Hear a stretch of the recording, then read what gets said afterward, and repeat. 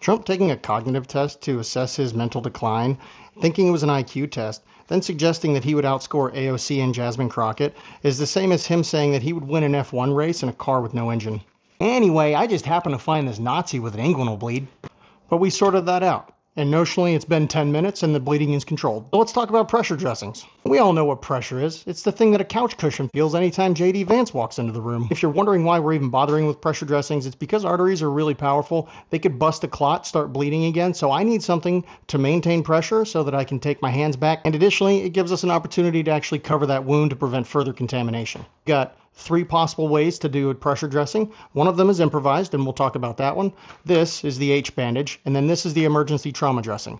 Fortunately, there's only one H here, so no secret meaning, just good medicine. There are other kinds of pressure dressings out there, other brands, other styles. These are the 3 that I teach and use. Picking up where we left off, all we're going to do now is replace the pressure we're applying with our hand. You can see I have the H directly over the wound, keeping as much pressure as possible. All we're doing is wrapping what looks like this big ace bandage around, and we're going to come up to the one side of the H here, and we're going to go over the top and out the bottom. So we'll just say over the top and out the bottom. Still maintaining as much pressure as possible, we're going to come back around, and we're going to do the same thing to the other side of the H. Now we're going to wrap the remainder, still pulling very tight, and we're going to cover all exposed parts of that bandage.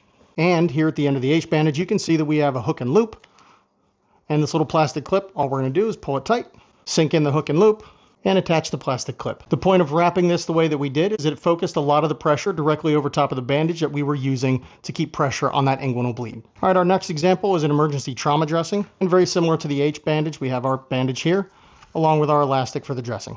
Similar concept, we're going to wrap, and as we wrap, we're going to come across this hook and loop, and that'll help keep our elastic in place. And the same thing at the end of this dressing, we have our hook and loop and our plastic clip. And again, the whole point is to focus all the pressure. And the last one we're going to go over is improvised, which is a lot different than made up. We are improvising something that works. We're not making up the rules as we go along like the Republican Party. What I have here is like an ace wrap, just an elastic wrap. And the same concept applies here. We're just trying to apply as much pressure as possible. And luckily for me, the end of this elastic wrap has a hook and loop.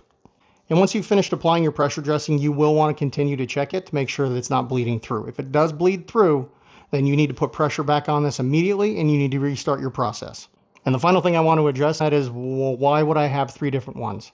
The H bandage is going to be the largest, but also the most effective. This one is a 4-inch flat bandage. It won't hold the same kind of pressure that the H bandage can hold, but it takes up a lot less space. This is basically just an ace wrap, and it's got hook and loop on the end of it. The next time you find yourself holding pressure on an inguinal bleed, but you still need to fist fight a fascist, get yourself a pressure dressing. Y'all be safe, be well. We'll see you soon.